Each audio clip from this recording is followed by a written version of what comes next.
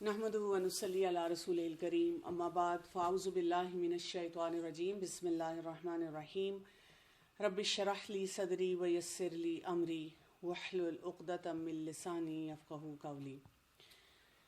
हाँ जी, lifestyle matters जो हमने टॉपिक शुरू किया था, अपनी लाइफस्टाइल को हमने बेहतर बनाना है। आज इंशाल्लाह हम इसका सेकंड पार्ट कर रहे हैं, जिसमें हम मैनेजमेंट प्लान पूरा इसका बनाएंगे कि हमने क्या करना है, किस तरह करना है। तो आज के हमारे जो ऑब्जेक्टिव्स हैं उसको देख लेते हैं। एक तो हमने पर्सनलाइज्ड लाइफस्टाइल प्लान बनाना है। पर्सनलाइज का क्या मतलब है? हम जब भी लाइफस्टाइल चेंज करते हैं तो देखिए, मैंने अपने लाइफस्टाइल के मुताबिक करना है।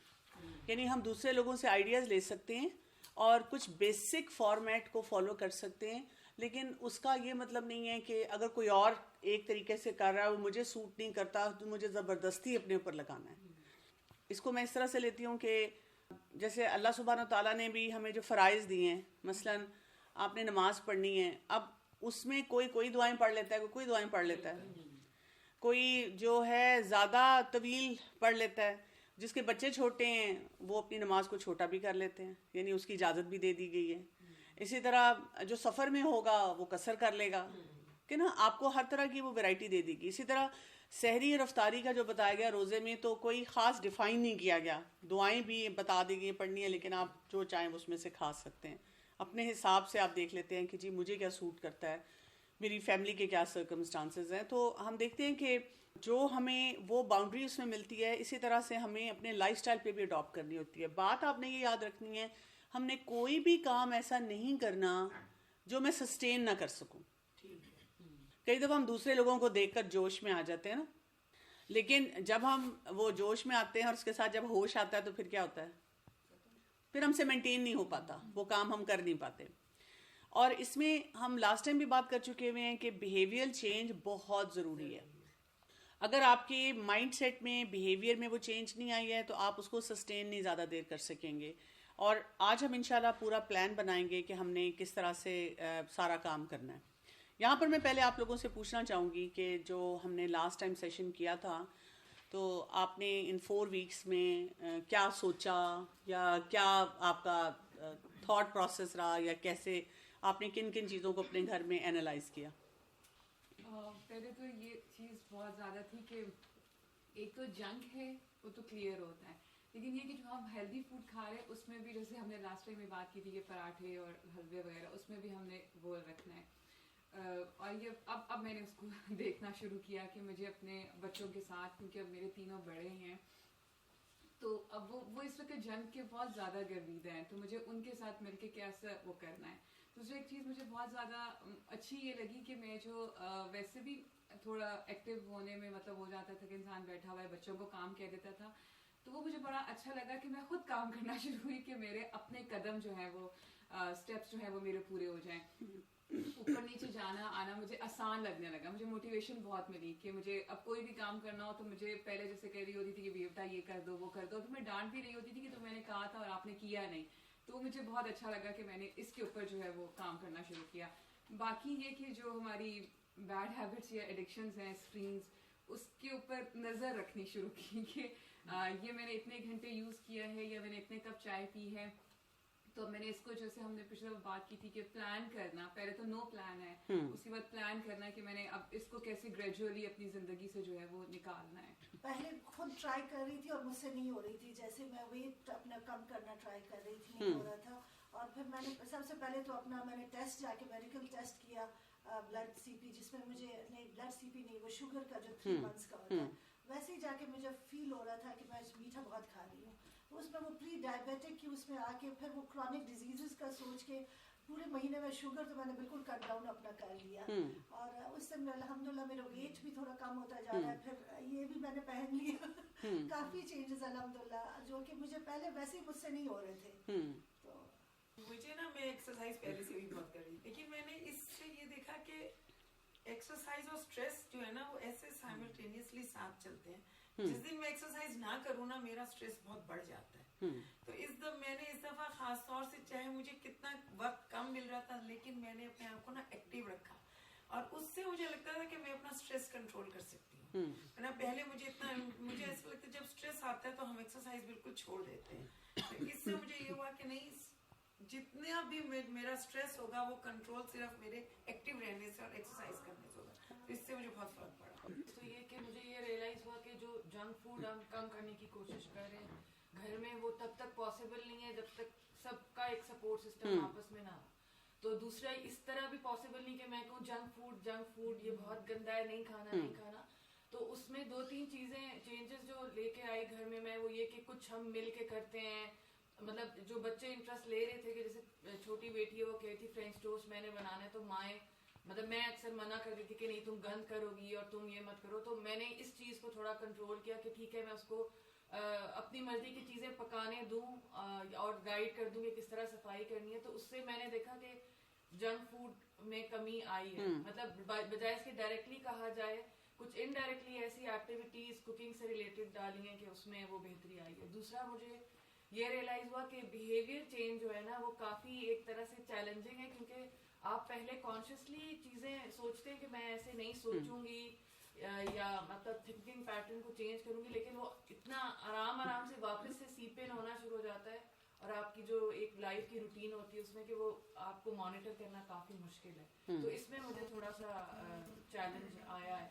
और दूसरा जैसा ये कह रही है कि घर में बहुत सारे जैसे चल रहे हैं, तो मुझे ये रियलाइज हुआ है कि कहीं ना कहीं शायद मैंने ये फील करना शुरू कर दिया था कि मैं इसमें भी जो है ना खुश होना डिजर्व नहीं करती। मतलब back of the mind subconsciously मुझे ऐसे फील होना शुरू हो गया था कि क्योंकि मेरे ये सारे चैलेंजेस हैं, तो इसलिए if I appear to be happy, या मैं अगर अपनी एक हेल्दी रूटीन कर रही हूँ, अपने ऊपर टाइम स्पेंड कर रही हूँ, तो मैं वो अफोर्ड नहीं कर सकती। जबकि बिल्कुल ऑपोजिट है कि अगर मैं अपने ऊपर टाइम स्पेंड कर तो I might be able to cater the challenges better. बिल्कुल वही ना, अपने ऊपर इन्वेस्ट करने से आप अपने मसलों को ज्यादा अच्छी तरह हल कर लेते हैं। और पीछे से वो 1 और 1 जो ना 11 हो गया। वो घर में हर वक्त अगर मैं भी थोड़ा सा कहीं गई तो वो मुझे सोने के चैलेंजेस जो हैं वो तो खैर थे ही, लेकिन उसके अलावा बहुत बेहतरी इसलिए आई क्योंकि वो हमें एक दूसरे के ऊपर बता रहे थे और घर वालों को भी हमने जाके जो है ना बहुत सी चीजें बताई, और उससे मुझे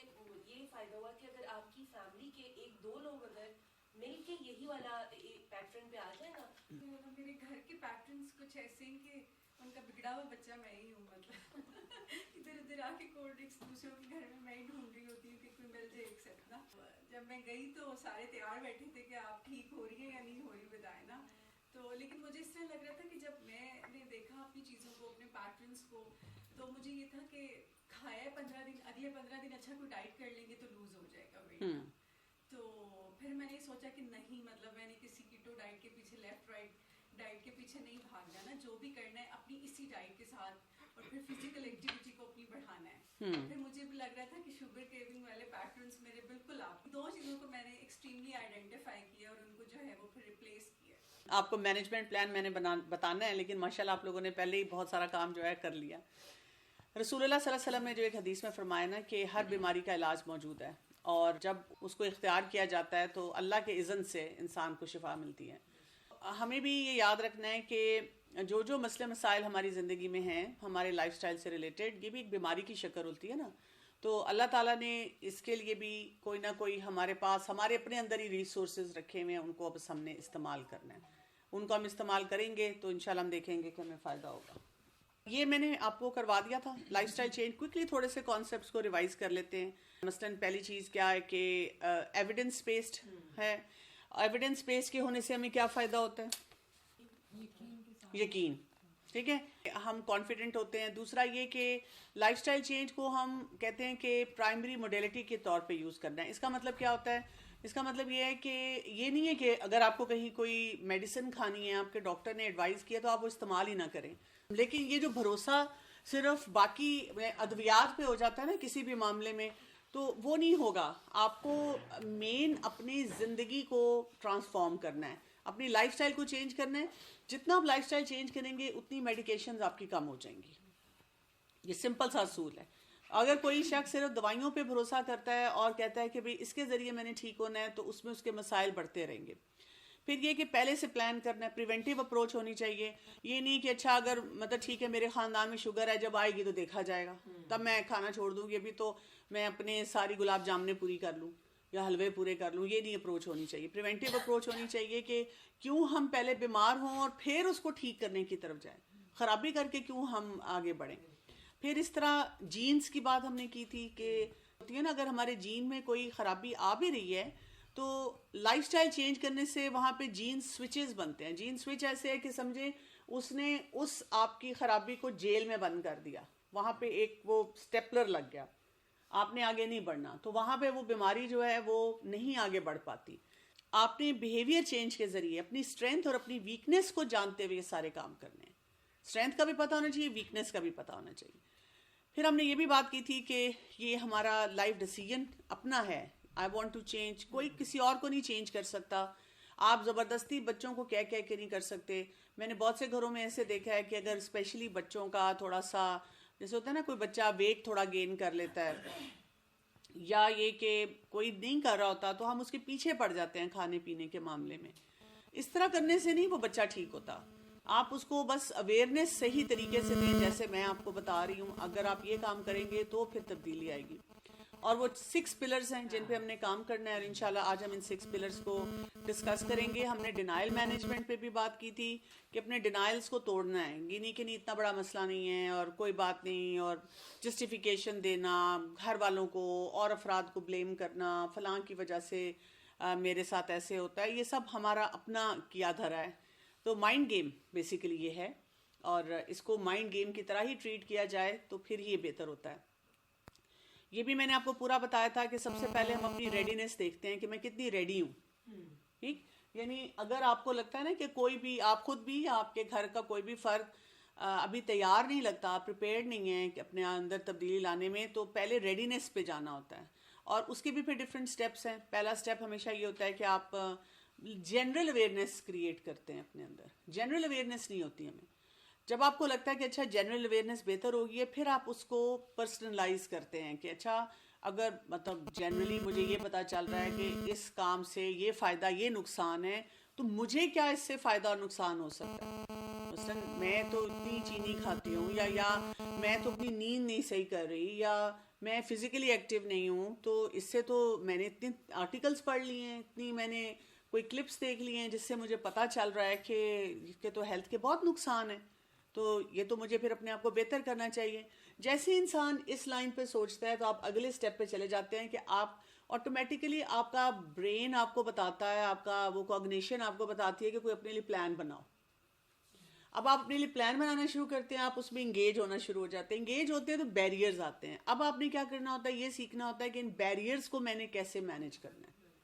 इसीलिए मैंने आपको कहा था लाइफस्टाइल चेंज पर्सनलाइज्ड प्लान है कि हर एक के बैरियर डिफरेंट हैं, फैमिली के, काम के, डायनामिक्स डिफरेंट है। अच्छा, फिर उसके बाद आप क्या करते हैं कि जब आपको लगता है कि अच्छा मैंने किसी एक्टिविटी को सस्टेन कर लिया है, तो फिर आप उसको फर्दर कोपिंग की तरफ जाते हैं कि मुख्तलिफ मल्टीपल सिचुएशन सिनेरियोज जो आएंगे उसमें मैं क्या करूँगी।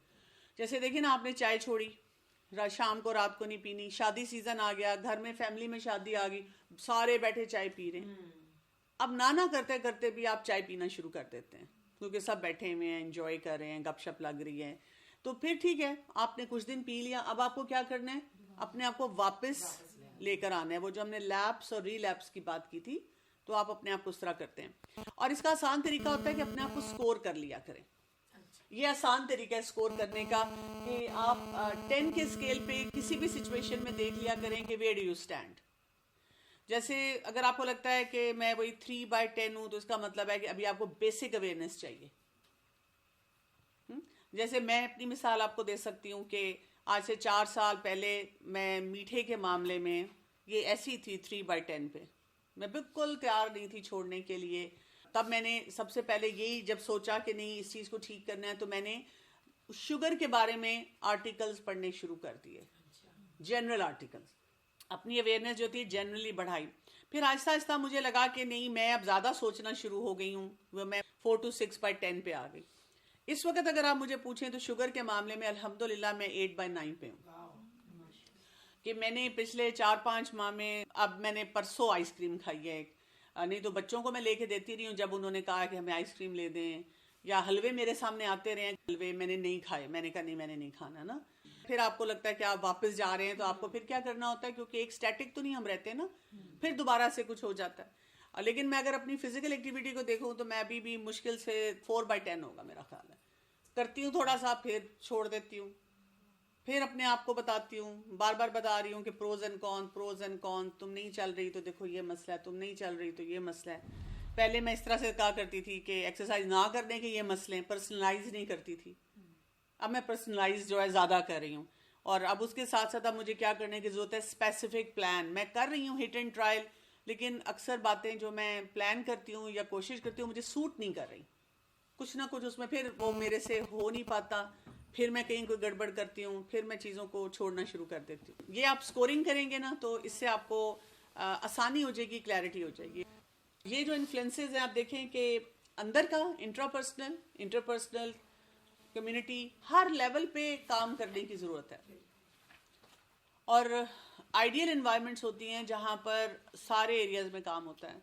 और आपको पता है कि दुनिया में 5 जोन्स ऐसी आइडेंटिफाई की गई हैं, उनको ब्लू जोन्स कहते हैं। और उन्होंने साइंटिस्ट ने आइडेंटिफाई किए हैं कि ये वो इलाके हैं दुनिया में कुछ हैं जहाँ पर उन्होंने ये देखा कि लोग खुश बहुत हैं, लोगों को बीमारियां नहीं हैं, हार्ट डिजीज से लोग नहीं मर रहे, शुगर नहीं है, कोई क्रॉनिक एलिमेंट्स नहीं है, फैमिली स्ट्रक्चर्स बड़े स्ट्रांग है। तो उन्होंने जाकर उनको लॉन्ग टर्म स्टडी किया तो उन्होंने देखा कि उनके अंदर लाइफस्टाइल चेंजेस एक तो बहुत स्ट्रांग है, दूसरा उन्होंने कहा कि वहाँ पे एक किस्म का जॉइंट फैमिली सिस्टम है, वो लोग बड़ी बड़ी फैमिलीज इकट्ठे रहते हैं। फिर एक और उन्होंने चीज़ आइडेंटिफाई की कि इनके पास पर्पस ऑफ लाइफ है, मकसद हयात है। तो वो कहते हैं ये सब बातें जो हैं उसकी वजह से ये लोग बहुत अच्छे अंदाज में रह रहे हैं। तो ऐसे एरियाज को उन्होंने आइडेंटिफाई कर करके देखा है कि क्या वजह है कि ये ज़्यादा है। और उसमें उन्होंने ये भी कहा कि ये अपने किसी रिलीजियस जो हायर बीइंग होता है ना, उससे भी इनकी अटैचमेंट बड़ी स्ट्रांग है। जाहिर है वो कुछ और मज़ाहिब के होंगे, अभी अगर आप गूगल भी करें ना तो आपको वो मिल जाएंगे। चाइना के बारे में भी कहा जाता है, जो युगांडा के बारे में है कि युगांडा में बहुत कम इस तरह की डेथ्स, कुछ इलाके उनके ऐसे हैं। तो वहाँ पे भी उन्होंने देखा कि वो लोग अपने लाइफस्टाइल पे बहुत काम करते हैं, यानी उनका तरीका ही है, वो गोश्त नहीं खाते, खुद सब्जियां उगाते हैं और वो खाते हैं, वो वॉक बहुत करते हैं, वो पॉजिटिव साइकोलॉजी को प्रैक्टिस करते हैं। चाइना में उन्होंने कहा कि जी क्योंकि वो ज़्यादा नहीं खाते गोश्त और ऐसी चीज़ें, जिनमें जनरेशन आफ्टर जनरेशन ये बीमारियां ही नहीं हैं, यानी कि क्रॉनिक डिजीजेज नहीं है वहाँ पे कोई एक भी केस वो कहते हैं नहीं हमें मिलता कि ब्लड प्रेशर का है या शुगर का है या इस तरह से कैंसर है, वो कहते हैं ही नहीं, उनका कॉन्सेप्ट ही नहीं है कि ऐसी कोई बीमारियां एग्जिस्ट करती हैं। अगर हम अपने लाइफस्टाइल में देखें पिछले 20 साल पीछे जाए तो हमारे भी जो फैमिलीज में इतना गोश्त इतना कि मतलब खाते थे, लेकिन उनकी हर चीज में एक इत्तेदाल था। अब जो बढ़ रहा है ना तो इत्तेदाल खत्म जैसे होता जा रहा है, बहुत ज्यादा लोग उस तरफ जा रहे हैं, बर्गर्स और ये चीजें पहले तो नहीं थी। जब डॉक्टर के पास कोई जाता है, और आपको मैंने कहा था कि आप अपने ओन पे थोड़ा बहुत चेक रखें अपने ऊपर, फिजिकल एग्जामिनेशन में BMI अपना जरूर कैलकुलेट करें। मुझे उम्मीद है कि आपने कैलकुलेट किया होगा, उससे पता चला होगा कि आप हेल्दी स्पेक्ट्रम में हैं कि नहीं हैं। डिजीजेस के साथ ज़रूर रिलेट कर लेते हैं आपके भी डिजीजेस जो हैं किस नेचर की हैं ख़ानदान में। और मेरा अगर BMI ज़्यादा है, जैसे मैंने सोचा अच्छा मेरा BMI ज़्यादा है, मेरी फैमिली में क्या क्या है, ब्लड प्रेशर भी है, कैंसर भी है, हार्ट डिजीज़ भी है, डायबिटीज़ भी है, तो BMI ज़्यादा है तो मैं तो फिर ज़्यादा रिस्क पे हूँ, तो मुझे तो फिर इसको देखना होगा। आप देखिए ना, हमने वेट को कम करने को सिर्फ डाइटिंग और खूबसूरती के स्टैंडर्ड से रिलेट किया ना, और किसी चीज़ से रिलेट नहीं किया। फिर इसी तरह वाइटल्स जो हमने लास्ट टाइम देखे थे कि क्या क्या उसमें देखना चाहिए, जो लाइफस्टाइल वाइटल्स होते हैं, फिर लैब टेस्ट क्या क्या करवाने चाहिए वो भी हमें पता होना चाहिए, रिस्क फैक्टर्स के ऊपर अपने बहुत नज़र रखनी चाहिए।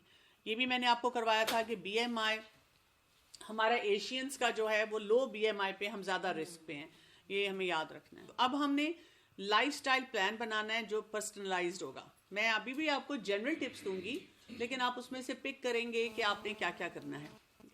आपने अपनी इस थिंकिंग को रीफ्रेम करना है। ये रीफ्रेमिंग में क्या आता है, हमने एक मॉडल पहले पढ़ा हुआ है, इसका तरीका क्या है, ये मॉडल याद रखना है ABCDE।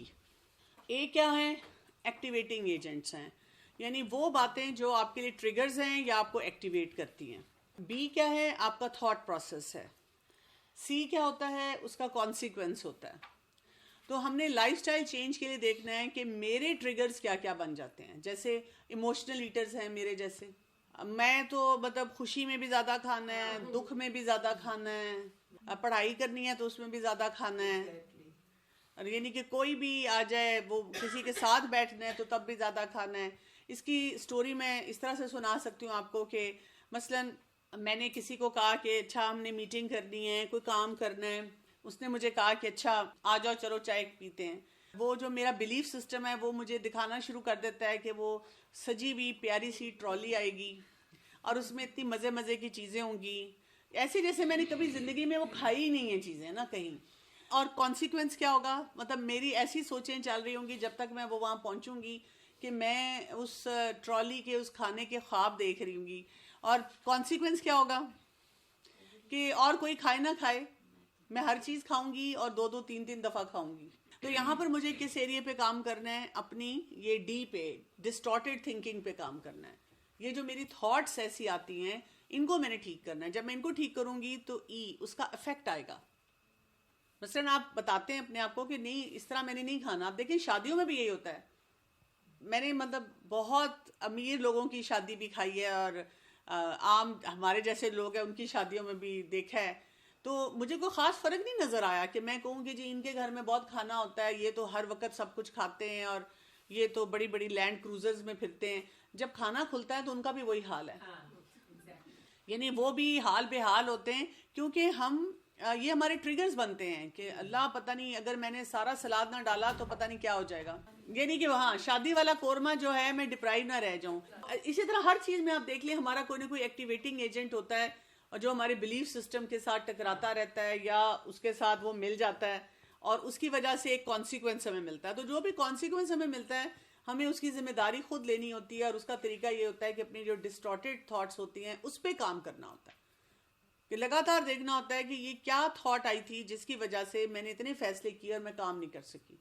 इससे ये भी पता चलता है कि जो ट्रिगर्स होते हैं, एक्टिवेटिंग एजेंट्स होते हैं, उनको आप नहीं रोक सकते। मसलन आप देखें ना, आप कहीं पे भी जाएंगे, इवन घर में भी होंगे, तो वहाँ पे कुछ ना कुछ ऐसा हो रहा होगा जो आप लाइफस्टाइल चेंज करना चाह रहे हैं उसके खिलाफ जा रहा होगा। तो आपको हर वक्त ध्यान में रखना है कि ये ट्रिगर्स हैं मेरे। और हमारे यहाँ पे तो ये होता है जैसे ही किसी को पता चले कि आप कोई एक एरिया को ठीक करना चाह रहे हैं, कंट्रोल करना चाह रहे हैं, वो कहते कोई बात नहीं आज खा लो, कोई नहीं, कुछ नहीं होता।